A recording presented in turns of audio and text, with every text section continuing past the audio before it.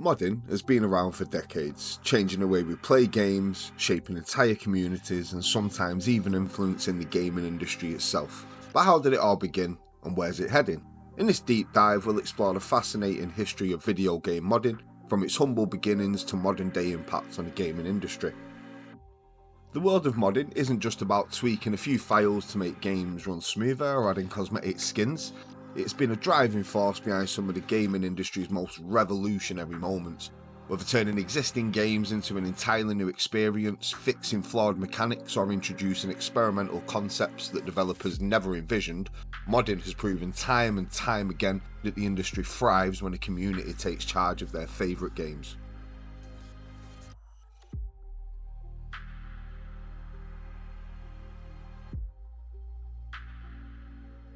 The origins of modding stretch back further than most people realise. Before the era of graphical gaming, early programmers and hobbyists were modifying text-based adventure games, inserting their own dialogue, altering progression paths, and tweaking balance mechanics.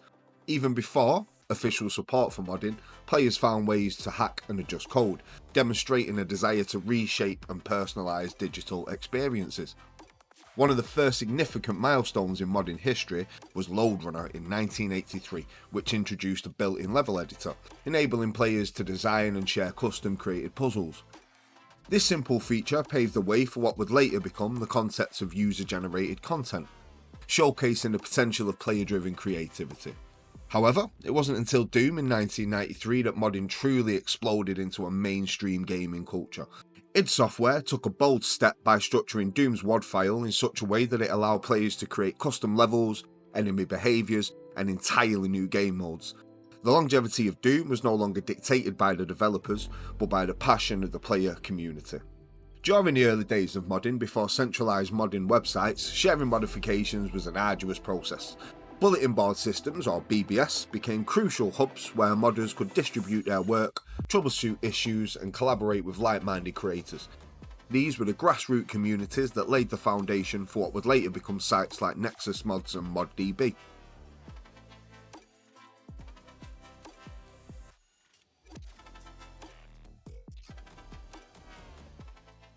As gaming and technology advanced, modders began moving beyond simple tweaks and into total conversions, where entire games were redefined.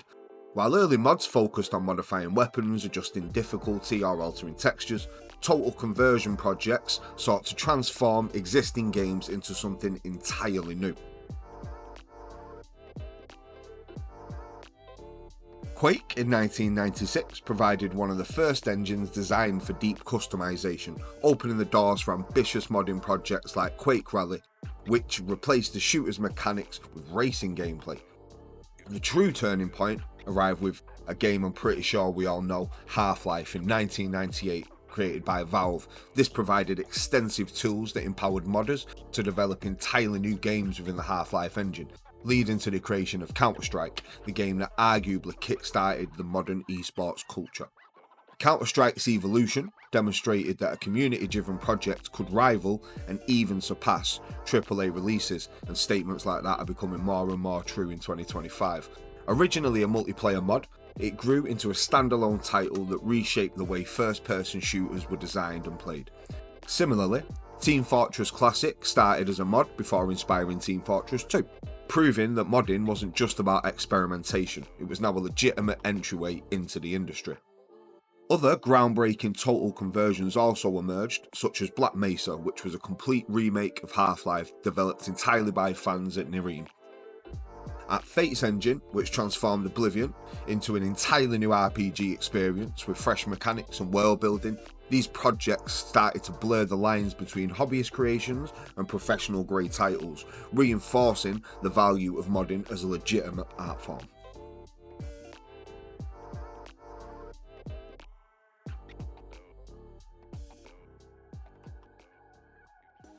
For years, modding existed in niche communities, thriving on forums and dedicated websites, but remained largely ignored by game studios. That all changed when developers realised that modding could dramatically extend the lifespan of their games and enhance community engagement. Bethesda was at the forefront of this movement, recognising the importance of supporting modders in their flagship titles. The Elder Scrolls 3 Morrowind in 2002 introduced modding tools that enables players to craft new lands, quests, mechanics and custom expansions. The support grew exponentially with Oblivion in 2006, which attracted a massive modding audience with streamlined tools. Then came Skyrim in 2011, the undisputed king of modded games. The creation kit allowed for virtually limitless modifications, transforming Skyrim into a continually evolving sandbox driven by the creativity of its fans. With platforms like Steam Workshops making mod installation effortless, modding reached a wider audience than ever before. Nexus Mods became the central hub for Bethesda titles, housing hundreds of thousands of unique modifications, while ModDB expanded into one of the largest mod libraries across multiple genres. Nexus also now falls into that category.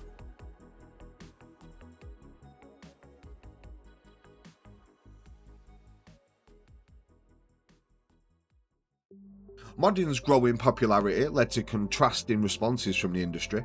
Some developers embraced modding as a cornerstone of their design philosophy, while others attempt to monetize or restrict it. Bethesda's Creation Club sparked controversy by introducing paid mods, raising debates over whether the community-driven content should remain free or be controlled by others. Meanwhile, indie games thrived thanks to modding communities.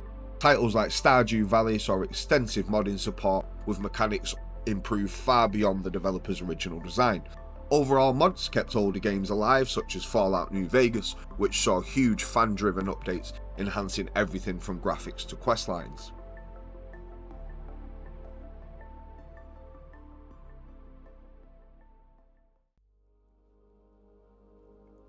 Modding has profoundly shaped the gaming industry, influencing game design, community engagement, and even entire games like we mentioned earlier. Many of today's popular gaming trends originated as mods before evolving into fully fledged titles.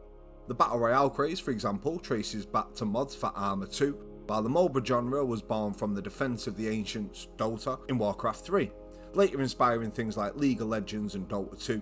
These innovations prove that player creativity can drive the industry forward, often in ways developers never anticipated. Beyond innovation, modding also plays a crucial role in game preservation. Titles like Morrowind, Fallout New Vegas, and Half-Life 2 still remain relevant decades later thanks to things like visual upgrades, bug fixes, and massive community expansions. Some mods even repair broken games, such as the unofficial Skyrim patch, which addressed countless bugs overlooked by Bethesda. Without modding, many of these classic games may have faded into obscurity.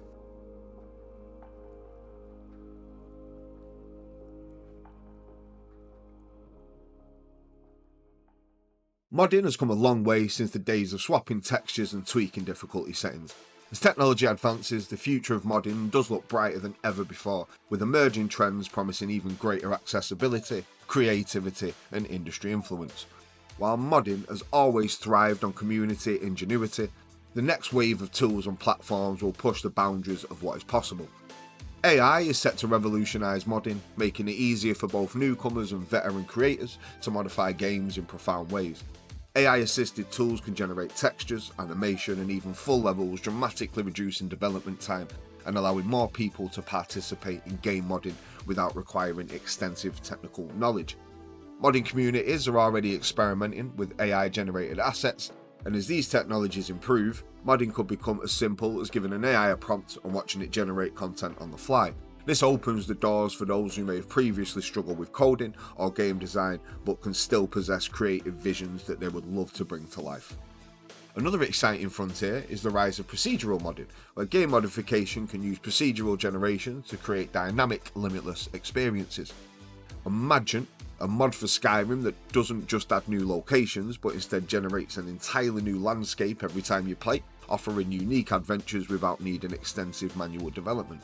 Tools like Unreal 5 and Unity are providing modders with more advanced and intuitive resources than ever before, allowing for smoother workflows and even photorealistic design possibilities. Meanwhile, the lines between modding and indie game development continue to blur. Historically, modders have created projects that eventually become full-fledged commercial games, such as Counter-Strike, DayZ, or Dota 2. With industry recognition of modding talent steadily growing, we may see more studios embracing community-created expansions and content as a legitimate part of their development strategy. Some companies are even partnering with modders to create officially endorsed mods, demonstrating the increasing value of modding with professional game development. Despite these exciting developments, of course challenges remain. Mod monetization and corporate restrictions pose threats to the free nature of modding. The controversy surrounding paid mods suggests that companies may attempt to control the ecosystem, potentially limit accessibility for those who do want to create content without any financial barriers. The community must remain vigilant, ensuring that modding stays open and collaborative as possible, rather than becoming yet another corporate-controlled revenue stream.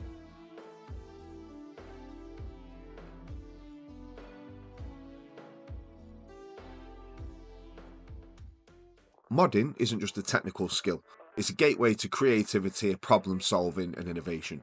It empowers players to reshape their own gaming experiences, proving that games don't just have to be fixed in their original design. At its core, modding is freedom. The freedom to experiment, create and challenge industry norms. For those with a passion for gaming development, modding is the perfect entry point. Many successful developers started as modders, learning the fundamentals of programming, level design and storytelling by modifying existing games. Unlike traditional development, modding allows for an immediate experimentation where creators can tweak mechanics and see the results instantly, fostering a hands-on approach to gaming creation. Beyond personal development, modding is also about community and collaboration. It brings together people with shared interests where ideas evolve through shared feedback and teamwork. Whether you're building new maps, crafting lore expansions, refining game mechanics, whatever it may be, every contribution adds something meaningful to a game's legacy, even the weird mods. Most importantly, modding allows us to keep these games alive. That is more and more relevant in today's world. Many beloved titles remain playable for years, sometimes even decades, because modders continue fixing, enhancing and evolving them long after official support ends. Games like Fallout New Vegas, Morrowind and Deus Ex remain culturally relevant, not just because of corporate backing, but because their communities refuse to let them fade into obscurity. Through modding, players can ensure that a game is never just a consumer-driven experience, but an interactive and evolving form of art. For anyone hesitant to take the plunge, remember this: every great modder started out not knowing anything about coding, level design or asset creation. The beauty of modding is that you learn as you go, and in doing so, you unlock an entirely new world of possibilities.